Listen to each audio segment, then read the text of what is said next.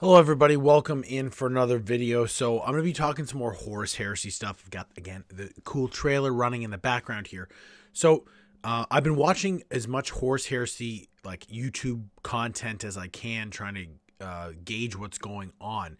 And it's been very strange because there's been a lot of people who are hyped who don't play Horus Heresy, who are like, oh, this is the time to get into it. I'm going to get the box. And you're seeing more stuff from Horus Heresy players, people who already are playing the game, and a lot of it's not great. There's a lot of people who are talking about that they don't want this exodus of people from Warhammer 40,000 because they're worried about, the quality of players, that there's going to be all these kind of shitty people moving over from Warhammer 40,000 because Warhammer 40,000, the game is in such a bad place. It's become so bloated. There's so much to it. That they're going to switch to Horus Heresy. And apparently the rule set is a combination of 6th and 8th edition, where it's kind of a little bit of both of those versions of Warhammer 40,000 is the new rules for Horus Heresy. And a lot of the Horus Heresy players don't like the new rules. They're saying that it's meant to be like the speed of the game is increased so drastically where things are going to be dying so fast that it's making it like Warhammer 40,000, and that's not fun. It's a weird take on it. At Warhammer World, there's also the Horus Heresy event coming up where you're going to be able to demo the new rules. There's going to be opportunity to paint some of the new Beaky models as well that they'll have set up. And it's just interesting already to see some of the other videos where there was one person who made a video about the models that will be legal to use in Horus Heresy from Warhammer 40,000 and the ones that aren't.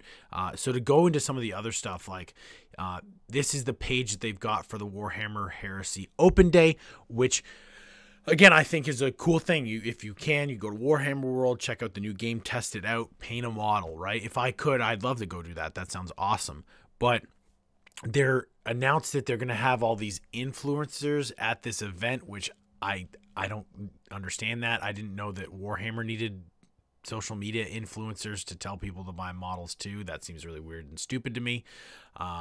But with people evaluating what Horus Heresy is going to become, I think it's important to keep in mind that the big reason I feel a lot of people didn't play Horus Heresy was the cost. The cost of Horus Heresy was double to triple the amount that it would cost you to get a Warhammer 40,000 army.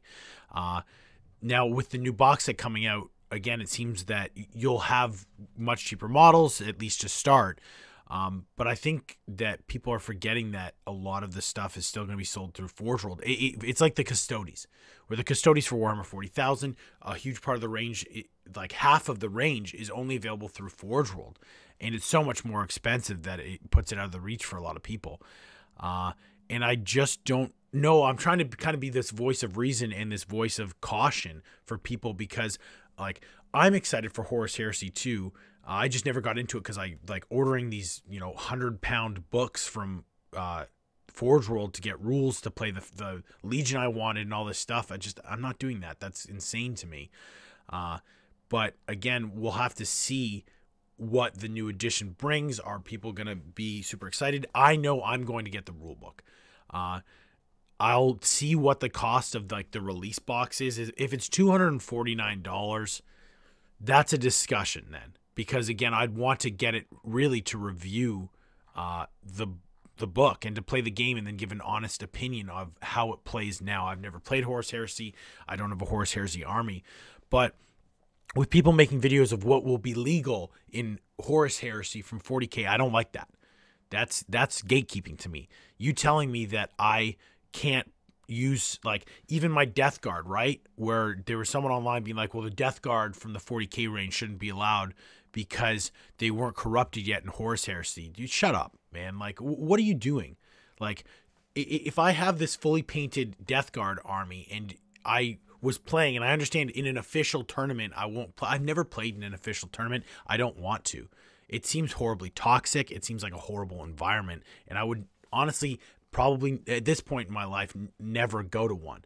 I've played tournaments with my friends where we range for the weekend, and that's a ton of fun, and I love that. And that's the sort of play that I enjoy. With Horus Heresy, I would again be playing with my friends mostly. well, I guess exclusively. I don't know who else I'd be playing with, but when I'm going to get my hands on the rule book and actually get to start testing out the rules, I'm excited for that. It's again, Marine on Marine game, which I feel Games Workshop is pivoting into because they're trying to get, save Horus Heresy basically, which is the right move because Forge World being in charge of games kills games, right? There has not been one game that they've been put in charge of that has succeeded. I think that it's time to stop doing that, and I feel as though now that Horus Heresy moved to get the Games Workshop studio as well, I hope that they don't do it again, but who knows what the future has in stores. Because whenever Forge World writes rules, it's a shit show. Whatever new unit that they bring out, the rules for that tank or dreadnought or whatever it is are so overpowered that nothing else in Warhammer 40,000 touches it. And if you buy that vehicle or what character, whatever it is, you win. And it's so stupid.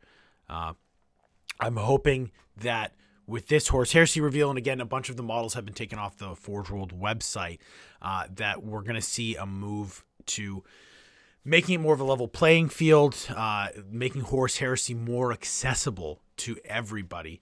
But as we continue towards, the actual release of the prices, when we see the boxes and the cover art and all that stuff and get more hype about it, I want to see what the Horus Heresy community comes out with in terms of what they're excited about, what they're not. And from what I've seen, I'm not hopeful at all. It's really toxic. It's really shitty stuff coming from a lot of pure Horus Heresy players where they, have talked about they don't play AOS or Warhammer 40,000 because they think the games are shit, and they were playing Horus Heresy, and it was such a tight community, right? It wasn't a massive group of people playing Horus Heresy, at least from what I found in, Ontario. There isn't a massive group. There's people who play, of course, but I never had an army. It was just out of my reach.